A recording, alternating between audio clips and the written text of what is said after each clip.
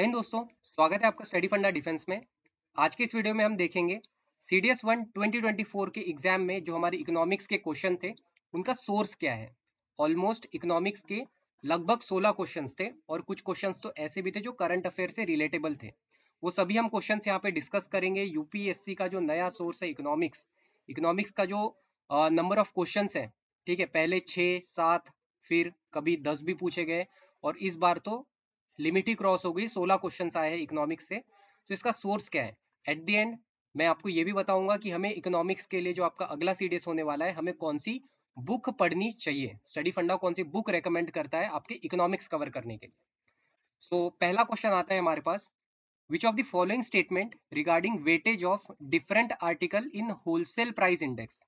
ठीक है, wholesale price index में जब इन्फ्लेशन मेजर की जाती है तो अलग अलग कमोडिटीज होती है, तो उनका वेटेज क्या होता है ना। तो ये जो कंसेप्ट है, इस क्वेश्चन का जो कंसेप्ट है, ये हमें देखने को मिलेगा हमारी 11th क्लास की एनसीईआरटी में। ठीक है, 11th क्लास की जो एक बुक आती है एनसीईआरटी की, स्टैटिस्टिक्स फॉर इकोनॉमिक्स, उसमें यहाँ पे प्रॉपरली दिया गया है कि देखो प्राइमरी आर्टिकल का वेट कितना होता है, ऑलमोस्ट 22.62%। फ्यूल एंड पावर का कितना शेयर होता है, 13.15%। मैन्युफैक्चर्ड प्रोडक्ट का शेयर कितना होता है, 64.23%। अब यही चीज हमने जब एग्जाम से पहले इकोनॉमिक्स का मैराथन भी कराया था, लगभग 3.5 घंटे का, ठीक है, 3.5 आवर्स का हमने मैराथन कराया था। मैंने वहां पे भी आपको स्पेसिफिक बताया था कि ये चीज आपको पढ़ के जानी है कि प्राइमरी आर्टिकल का वेटेज कितना है, फ्यूल पावर का कितना है और मैन्युफैक्चर्ड का कितना है, राइट। तो अगर मैं सोर्स की बात करूं तो ये क्वेश्चन आया है हमारी 11th क्लास की एनसीईआरटी से, ओके, जो इकोनॉमिक्स की बुक है वहां से क्वेश्चन है। अगला क्वेश्चन हम देखेंगे, which of the following statement is are correct. तो ये जो क्वेश्चन है it is related to GDP deflator. ठीक है, ये क्वेश्चन किससे रिलेटेड है, जीडीपी डिफ्लेटर, ओके। अब जीडीपी डिफ्लेटर क्या होता है, ये जो कंसेप्ट है अगेन ये हमें कहाँ देखने को मिलता है, एनसीईआरटी। ठीक है, एनसीईआरटी 12th क्लास में आप देखोगे दो छोटी छोटी एनसीईआरटीज है इकोनॉमिक्स की। एक है हमारी मैक्रो इकोनॉमिक्स और जो दूसरी है उसका नाम है माइक्रो इकोनॉमिक्स। तो उसका जो मैक्रो इकोनॉमिक्स है उसका चैप्टर नंबर 2 जिसका नाम है नेशनल इनकम अकाउंटिंग, वहां पे हमें ये चीज देखने को मिलती है, जीडीपी डिफ्लेटर का कंसेप्ट, कि जीडीपी डिफ्लेटर क्या उसका कुछ रिलेशन होता है इन्फ्लेशन के साथ या नहीं। ठीक है, आंसर की अगर बात करेंगे तो इसका सही आंसर होगा नीदर 1 नॉर 2। और अगर मैं स्पेसिफिक अगर सोर्स की बात करूं तो वो हमने देख ही लिया है 12th क्लास की मैक्रो इकोनॉमिक्स। ठीक है, पेज नंबर 26 है, वहां पे आपको ये देखने को मिलेगा chapter number 2 national income accounting में। Next question we have, which of the following statement is are correct. A price index capture the change in the average price of the constant basket of commodities. If the price index takes value 100, 110, 121 in 3 consecutive years, then the inflation rate in second and third year are 10% and 21% respectively. Correct answer की अगर बात की जाए तो इसका सही answer होगा only 1। ठीक है, सही आंसर इसका ओनली 1 होगा। और जब मैं सोर्स की बात करता हूं तो ये क्वेश्चन भी है हमारे इन्फ्लेशन टॉपिक के अंडर आता है, इन्फ्लेशन से रिलेटेड। सेम जब हम मेजर करते हैं इन्फ्लेशन को दो इंडेक्स से, WPI और CPI, ठीक है, वहां पे हमें देखने को मिलता है। और रिसेंटली हमने जस्ट ये हमने क्वेश्चन नंबर 1 जो डिस्कस किया था ये इसी के बेसिस का एक क्वेश्चन था। तो आप ये सेम कंसेप्ट के बेसिस पे आप ये क्वेश्चन को सॉल्व कर सकते हो। सो अगेन अगर मैं सोर्स की बात करूं तो ये है 11th क्लास की एनसीईआरटी। कौन से एनसीईआरटी, इकोनॉमिक्स, तो वहां पे हमें देखने को मिलेगा।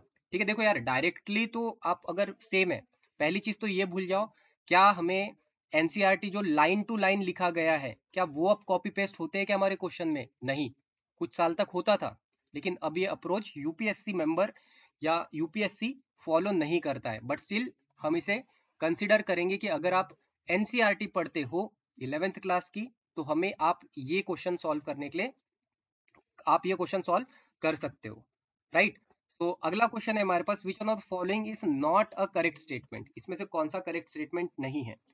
अगर मैं यहाँ पे इनकरेक्ट स्टेटमेंट की बात करूं तो वो होगा ए जो है ये इनकरेक्ट स्टेटमेंट नहीं है। अच्छा, अभी हमें पता कहां से चलेगा, again national income accounting chapter number 2 12th class की एनसीईआरटी, कौन सी, मैक्रो इकोनॉमिक्स। ठीक है, मैक्रो इकोनॉमिक्स यहाँ पे पेज नंबर 28 दिया गया है जहाँ पे बताया है कि एक्सटर्नलिटीज क्या है। तो इस पैराग्राफ के अंदर अगर आप इसे रीड करोगे तो आपको समझेगा कि जो ऑप्शन ए है वो इनकरेक्ट स्टेटमेंट है, राइट। तो अगेन इसका भी सोर्स क्या है, एनसीईआरटी, ठीक है। तो यूपीएससी ने अभी तक हमने 4 क्वेश्चंस देख लिए भाई जो एनसीईआरटी से उठाए हैं, ठीक है। और ये हमें 12th क्लास की एनसीईआरटी में देखने को मिलेगा।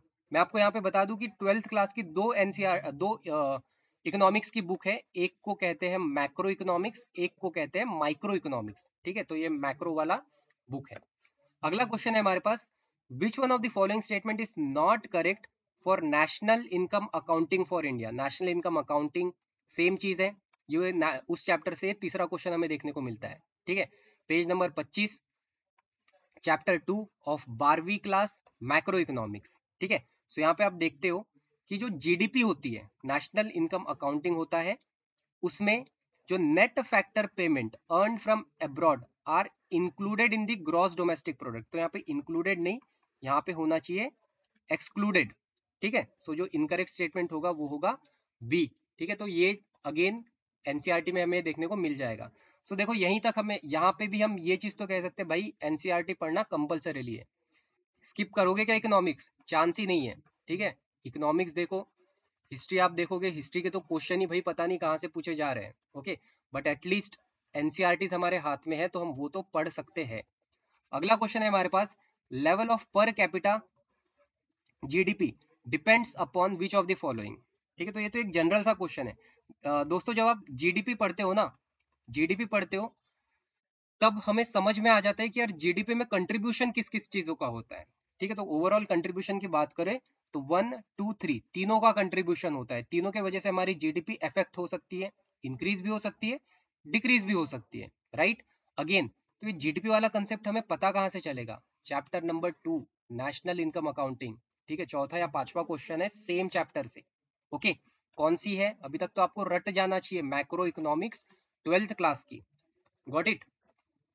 अगला क्वेश्चन हम देखते हैं, which one of the following are included in M1 definition of the money for Indian economy, ठीक है। आपको पता होगा कि मनी को जब हम क्लासिफाई करते हैं तो M1, M2, M3, M4, ये जो कंसेप्ट है कहां पे दिया गया है, अगेन हमारी मैक्रो इकोनॉमिक्स में पेज नंबर 38 देखते हो, वहां पे M1 दिया गया है, M2 दिया है, ठीक है। साथ ही साथ M3 और M4 भी दिया गया है। और कई बार यूपीएससी ने सिर्फ ये 4 टर्म्स के ऊपर बहुत सारे क्वेश्चंस ऑलरेडी पूछे जा चुके हैं। Chapter 3 money and banking, class 12th macro economics, वहां से ये चीज उठाई गई है। ये जो कंसेप्ट था M1, M2, M3, M4, ये हमने जब टॉप 50 इकोनॉमिक्स की प्रैक्टिस की थी, मैंने वहां पे भी आपको बताया था। साथ ही साथ जब हमने मैराथन करी थी, ठीक है, मैराथन में भी ये चीज मैंने समझाई थी। अगला क्वेश्चन है हमारे पास, under normal downward sloping demand curve and fully elastic supply curve of the commodity an exogenous decrease in demand would be. Correct answer होगा यहाँ पे डी, सॉरी करेक्ट आंसर होगा यहाँ पे C, decrease in equilibrium quantity and no change in price. देखो economics ऐसी चीज है ना कि अगर से आपके अंदर ना एक नेचुरल फोबिया होगा इकोनॉमिक्स को लेके, बट यार आपको पता है कि सीडीएस की प्रिपरेशन के लिए हर एक सोर्स का solution none other than NCERT. Question अगर फंसे तो सारे ही यहाँ से आएंगे, और अगर नहीं आए ना तो वो किसी को नहीं पता कहाँ से आएंगे। सो अगेन क्या है हमारे हाथ में, ठीक है, हम कर्म कर सकते हैं एनसीईआरटी पढ़ के, राइट।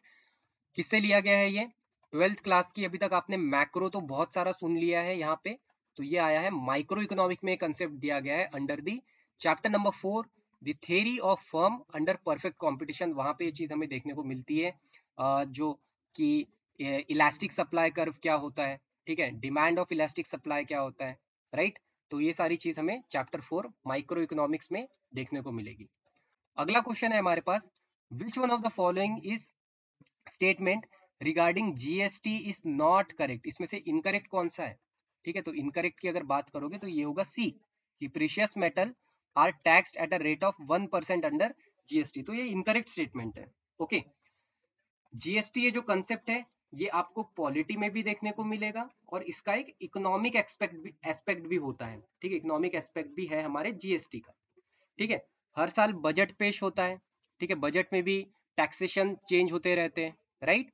तो ये चीज हम कहेंगे कि यार ये इकोनॉमिक्स है which is linked to current affair, right. तो आपको याद रखना है कि करंट अफेयर में भी जो भी इकोनॉमिक्स से रिलेटेड हमें इंपॉर्टेंट न्यूज आती है, सो ये चीज के ऊपर भी हमें ध्यान देना है, ठीक है। एज सच ये डायरेक्टली आपको एनसीईआरटी में नहीं मिलेगा, बट हाँ एनसीईआरटी में जीएसटी का मेंशन जरूर है, ठीक है। बॉक्स के अंदर जीएसटी का प्रॉपर एक पैसेज दिया गया है, but talking to this specific question, तो ये हम यहाँ पे कंसिडर करेंगे कि करंट अफेयर से रिलेटेड है।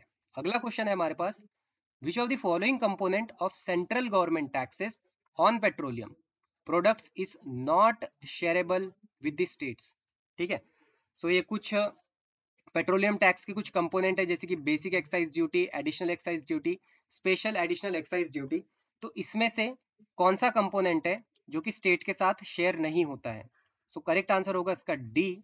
सो जो एडिशनल एक्साइज ड्यूटी है एंड जो तीसरा है, ठीक है, स्पेशल एडिशनल एक्साइज ड्यूटी, ये शेयर नहीं होता है, this are not shareable with the states, ठीक है। ये भी चीज आपको कहाँ से पता चल सकती है?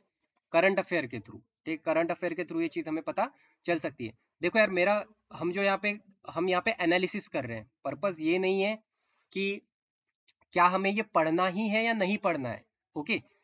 वो भी हम लास्ट तक मैं आपको बताऊंगा कि कौन से सोर्स हमें फॉलो करने हैं। As of now just consider the importance of what, importance of NCERT and importance of current affair, that how UPSC is inter relating the concepts with the static subject. Next question we have, which of the following indicator is are used to observe the monetary transmission mechanism in the economy, ठीक है।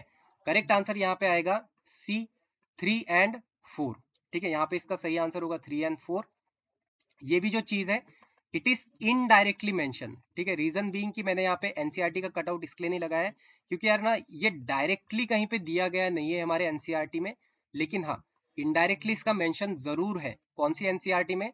Again same हमारी 12th class की NCERT, right, okay. क्योंकि वहां पे concept दिया गया है वेटेड एवरेज चीजों का, ठीक है, weighted average domestic terms, deposit terms, ये सब दिया गया है, ओके। सो ये क्वेश्चन भी हम स्टिल कंसिडर नहीं करेंगे कि चलो यार ये भी हमें नहीं पता कहाँ से आया, ओके, क्योंकि पूरा कंसेप्ट भी एनसीईआरटी में अच्छे से डिस्क्राइब नहीं है। नेक्स्ट क्वेश्चन है हमारे पास, consider the following statement regarding instrument of monetary policy, ठीक है। मोनेटरी पॉलिसी, सबसे पहले इतना पता होना चाहिए कि मोनेटरी पॉलिसी यार फ्रेम कौन करता है। दो ऑप्शन है आपके पास, क्या गवर्नमेंट करती है या आरबीआई करती है, ठीक है। सो ये करती है आरबीआई। तो गवर्नमेंट कौन सी पॉलिसी फ्रेम करती है? गवर्नमेंट करती है फिस्कल पॉलिसी, ठीक है। छोटी सी चीज आप याद रखोगे क्योंकि छोटी छोटी चीजें हम ऐसे ही सीखते हैं, ओके। सो अगेन ये भी जो क्वेश्चन है ये भी करंट अफेयर से रिलेटेड है, ठीक है। यहाँ पे ऑप्शंस क्या दिया है, standing deposit facility rate was introduce in April 2022, so it is correct and likewise statement 2 is also correct, ठीक है। स्टेटमेंट 2 भी यहाँ पे हमारा सही है। So both 1 and 2 are correct. Source क्या कहेंगे हम इसका? सोर्स है इसका करंट अफेयर, ठीक है, करंट अफेयर इसका सोर्स होगा। अगला क्वेश्चन है, which of the following statement is are correct? कौन सा स्टेटमेंट इसमें से करेक्ट है? Most of the India's reserve is held in the form of foreign currency, there is no cost of holding foreign currency as reserves by the nation, so correct answer इसका होगा A, ठीक है। Correct answer इसका A है। तो ये आपको कुछ स्टैंडर्ड बुक्स में देखने को मिलेगा, ठीक है। जो यूपीएससी स्पेशली सिविल सर्विस वाले जो स्टैंडर्ड बुक रेफर करते हैं उसमें आपको ये चीज देखने को मिलेंगी, बट क्या हमें भी वो स्टैंडर्ड बुक फॉलो करनी है हमारे एग्जाम के लिए? तो अ बिग नो, ठीक है, हमें वो चीज फॉलो नहीं करनी है। Next question, which of the following statement with regard to the report of Tendulkar Committee 2009 on poverty? So Tendulkar Committee किससे रिलेटेड है? poverty से रिलेटेड है। करेक्ट आंसर इसका आएगा A, only first statement is correct. ये चीज हमने marathon में कवर कराई थी, ठीक है। मैं आपको ये नहीं बोल रहा हूँ कि यार ये सोर्स है, बट हाँ ये जब हम पोवर्टी पढ़ते हैं, ठीक है, पोवर्टी का मेंशन हमारे एनसीईआरटी में है, तो जब हम पोवर्टी पढ़ते हैं तो ये सारी चीज भी ऑटोमेटिकली आ ही जाती है। आप कहीं से भी पढ़ो, ठीक है, ये 4-5 रिपोर्ट तो पक्का आएगी ही, ओके, जब आप पोवर्टी को अच्छे से पढ़ते हो तो। So still I would not से कि ये एनसीईआरटी में पूरा पूरा दिया है। तेंदुलकर रिपोर्ट बहुत अच्छी से उन्होंने बताई है, तो ऐसा नहीं है, clear. Next question we have, if India enters into free trade agreement with other nation then the growth of export of India would depend upon which of the following. तो ये कंसेप्ट कौन सा है? कंसेप्ट है यहाँ पे FTA का, free trade agreement का। कहाँ हमें पढ़ने को मिल सकता है? ये हमें करंट अफेयर में पढ़ने को मिल सकता है। अब यार साला प्रॉब्लम और एक ये है कि जब हम करंट अफेयर पढ़ते हैं ना, तो सीडीएस की जो डिमांड है करंट अफेयर की, वो तो mostly one liner current affair है, ठीक है। और जो हमें इन डेप्थ नॉलेज चाहिए, इन डेप्थ नॉलेज जनरली हम प्रेफर नहीं करते, but we have to be cautious as well as we have to be aware. अब हमें थोड़ा सा अवेयर होना चाहिए कि यार जब भी हमें ना कोई भी इकोनॉमिक टर्म्स दिखती है, इकोनॉमिक्स टर्म दिखती है, सो प्लीज वहां पे अपने 2 मिनट इन्वेस्ट कीजिए, ठीक है, थोड़ा सा टाइम वहां पे इन्वेस्ट कीजिए और वो टर्म को समझने का ट्राई कीजिए। देखो पहली चीज अगेन मैं आपको समझाऊंगा, हम में बहुत पोटेंशियल है। व्हेन आई से हम में, इट मीन्स कि यार वी ऑल आर ग्रेजुएटेड, ठीक है, एटलीस्ट हम 20+ है, ठीक है, तो हम में ना इतनी अंडरस्टैंडिंग मैच्योरिटी आ गई है कि हम ये चीजें समझ सकते हैं, ठीक है। जस्ट वो ना अपने अंदर से यार फियर निकालो आप इकोनॉमी का। ओके, सो करेक्ट आंसर यहाँ पे होगा D, 1 2 3 4 and 5। So overall it is just an information कि CDS 2 2024 का फाउंडेशन कोर्स लॉन्च हो चुका है, जिसका OTA में सब कुछ इंक्लूडेड है, complete GS and English, full length test, current affair magazine is also included. आपने देखा होगा करंट अफेयर का स्टडी फंडा का परफॉर्मेंस, 18 क्वेश्चंस आए थे ओवरऑल, एंड 16 जो थे वो आपको स्टडी फंडा के मैगजीन में डायरेक्ट सोर्स देखने को मिलेगा, ठीक है। पूरा इन डेप्थ हम कवर कराते हैं। एक मंथ के मैगजीन में हार्डली हमारे 30 पेजेस होते हैं, और ये जो हमारी मैगजीन है इट इज़ वेरी इंटरेक्टिव। हमने बहुत सारे पिक्चर्स यूज किए हैं पर्सनालिटीज के, अदर अलग अलग चीज़ों के, ताकि आपको लॉन्गर टाइम के लिए माइंड में रहे। साथ ही साथ IMA, AFA एंड INA को जो टारगेट करते हैं उनके लिए भी मैथ्स थॉरोली इंक्लूडेड है। Overall when I talk about the source, what should be the source, अगर आप फॉलो करते हो, ठीक है, आप कोर्स में एनरोल होते हो या आप सेल्फ स्टडी भी करते हो, ठीक है, there is no alternative to self study, तो आपको क्या चीजें फॉलो करनी चाहिए गाइस? 11th क्लास की NCERT आपको रीड करनी है, ठीक है, आपको रीड करनी है। साथ ही साथ 12th क्लास की जो NCERT है, इसमें 2 बुक्स आती है, ठीक है, again I am reminding you, macro economics and micro economics. ये 3 बुक्स को आपको बहुत अच्छे से फॉलो करना है, ठीक है, and with special attention to 12th class NCERT, ठीक है। अभी जो 12th क्लास NCERT है ना, ये हार्डली ठीक है 200 पेज होंगे दोनों बुक मिला के, ठीक है, 200 पेज दोनों बुक मिला के होंगे। तो इसमें से बहुत लेकिन इंपॉर्टेंट कंसेप्ट दिए गए, जैसे concept of GDP, M1 M2 M3 M4 ये क्या होता है। देन यहाँ पे डिमांड एंड सप्लाई के ऊपर बताया गया है कि यार डिमांड किन किन चीज़ों से अफेक्ट होती है, इन्फ्लेशन, ये सारी चीज़ बहुत ही बेसिक चीज़ होती है यार, ये हम डेली बेसिस पे फॉलो करते हैं, और आप ये सोर्सेस इसे फॉलो कर सकते हो।